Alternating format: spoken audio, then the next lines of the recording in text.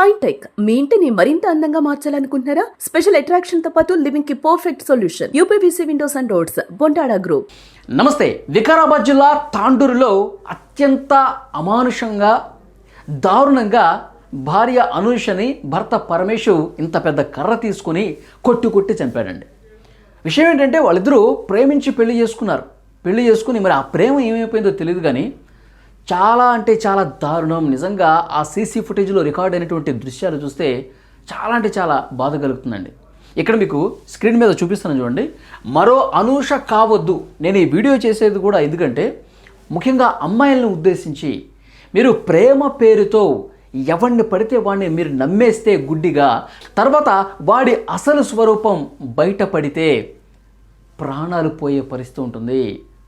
So అమ్మాయిలు ఎంత జాగ్రత్తగా ఉండాలో తెలియజెప్పడం కోసమే ఈ వీడియో ఉద్దేశం. నేను వెళ్ళానండి. నేను అనూష గ్రామానికి వెళ్ళాను. ఆ తల్లిదండ్రులు ఎంత బాధపడుతున్నారో చూశాను. తర్వాత పరమేశు ఎక్కడైతే భార్యని కొట్టి చంపాడో అక్కడికి వెళ్ళాను. ఇరుగు పొరుగు వాళ్ళతో మాట్లాడాను.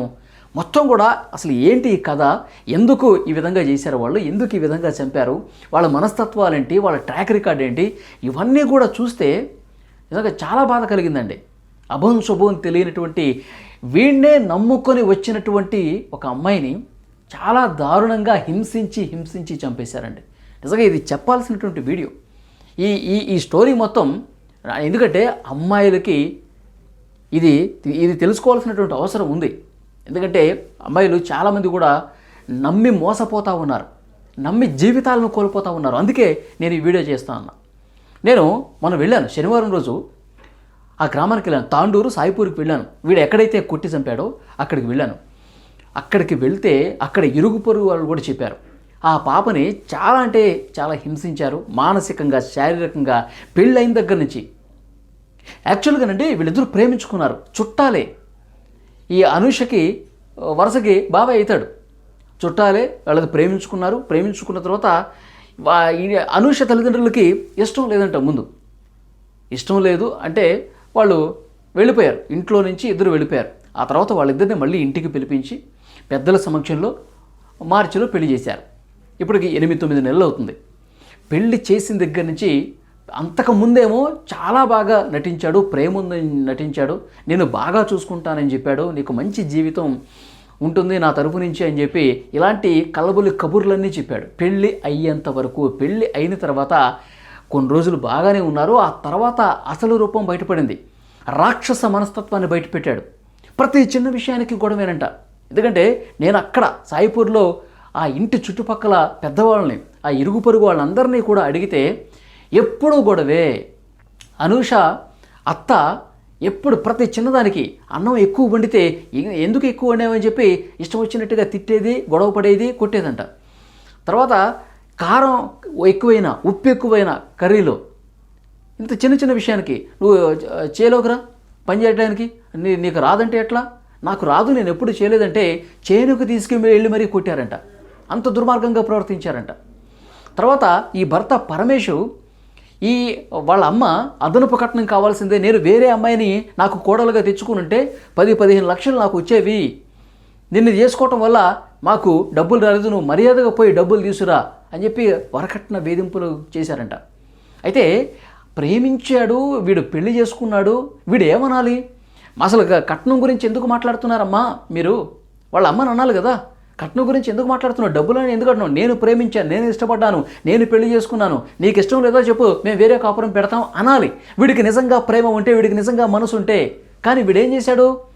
అమ్మ చెప్పిన మాటలు ఇంకా మైండ్కి ఎక్కించుకుని ఇష్టారీతన ఇష్టం వచ్చినట్టు కొట్టాడండి. ఆ సీసీ ఫుటేజ్ దృశ్యాలు కూడా మీరు చూస్తే తల తీసుకుని బాదాడు తలుపుకి 2-3 సార్లు. తర్వాత చెంపల మీద పెట్టి కొట్టాడు. ఆ తర్వాత ఇంకా కోపం ఎక్కువైపోయి కర్రతో కొట్టి చంపేశాడండి. అంత దారుణంగా చేశారు, అంత హింసించారు అమ్మాయిని.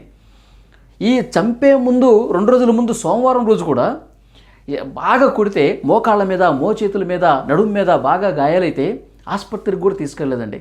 తర్వాత వాళ్ళ ఫ్యామిలీ మెంబర్స్కి తెలిసి ఇక్కడికి వచ్చి అమ్మాయిని ఆసుపత్రికి తీసుకెళ్తుంటే మార్గ మధ్యలో అడ్డుకుని, నా భార్యని మీరు ఎట్లా తీసుకెళ్తారు అని చెప్పి బలవంతంగా మళ్ళీ బైక్ ఎక్కించుకుని ఇంటికి తీసుకొచ్చి అరుగు మీద కూర్చున్నప్పుడు మీరు స్క్రీన్ మీద ఆ సీసీ ఫుటేజ్ దృశ్యాలు చాలా స్పష్టంగా చూడొచ్చు. అరుగు మీద కూర్చున్నప్పుడు నిన్ను ఎట్లా తీసుకెళ్ళిపోతారు మా ఇంటి నుంచి అని చెప్పి కొట్టి చంపేశారండి. అక్కడ నేను ఇరుగు పొరుగు వాళ్ళతో మాట్లాడినప్పుడు, ఇంటి చుట్టుపక్కల వాళ్ళతో మాట్లాడినప్పుడు, అనూష అత్తే మా అందరితో గొడవ పెట్టుకునేదండి. మాకు అసలు ఎవరితో కూడా ఆమె సఖ్యతగా ఉండేది కాదు. ఆమె మనస్తత్వం అంతా, ఆమె ఎప్పుడు గొడవలు, ఇదే ఒక గయ్యాళి గంపలా ఉండేది. ఆ కొడుకు కూడా అట్లాగే తయారయ్యాడు అమ్మని చూసి. ఇద్దరూ కలిసి నానా రకాలుగా ఆమెని హింసించారు. పాపం అనూష ఎంత బాధపడి ఉంటుందండి. కోరి పెళ్లి చేసుకుంటే, ఇష్టపడి పెళ్లి చేసుకుంటే ఇంత దారుణంగా నమ్మకంతో ఇంటికి వస్తే చంపేశారు. ఆమెకు అర్థమైపోయింది, ఇంత దారుణంగా హింసిస్తుంటే, కొడుతుంటే ఎన్ని నిద్రలేని రాత్రులు గడుపుంటుంది. ఆ గాయాలతో, ఆ దెబ్బలతో చేనుకు తీసుకెళ్ళి కూడా ఇష్టారీతిని కొట్టేవాళ్ళంట. అంటే ఆడపిల్ల ఎంత లోకువైపోయింది చూడండి.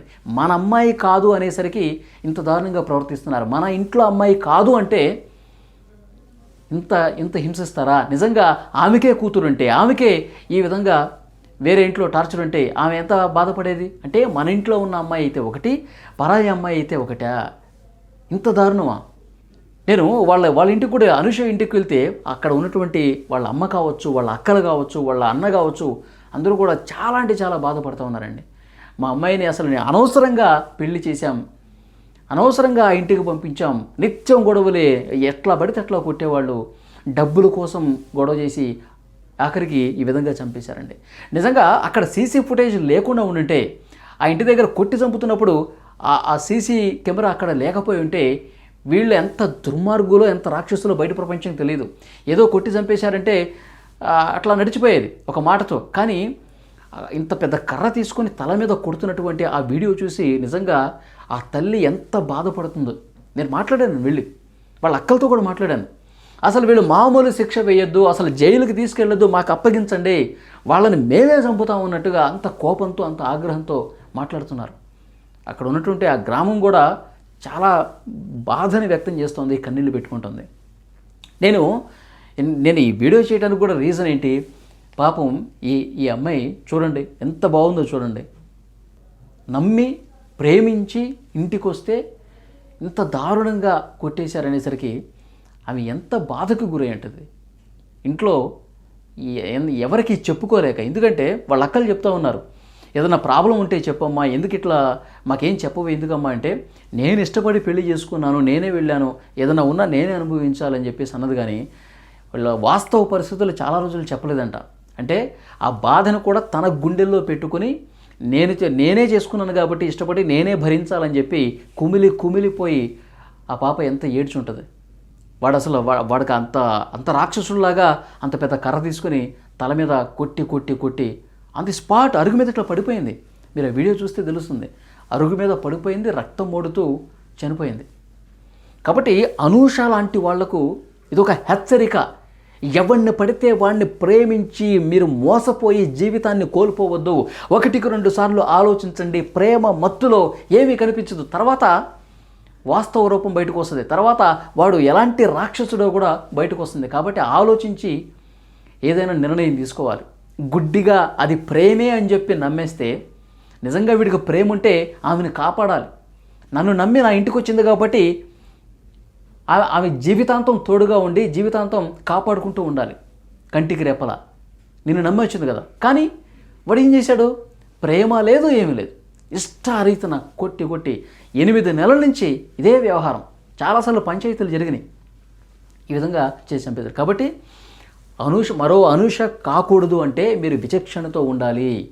ప్రతి విషయాన్ని కూడా చాలా లోతుగా పరిశీలించాలి. అమ్మాయిలనే వాళ్ళు ఇలాంటి రాక్షసుల బుట్టలో పడి జీవితాన్ని కోల్పోవద్దు అన్నదే నా ఉద్దేశం.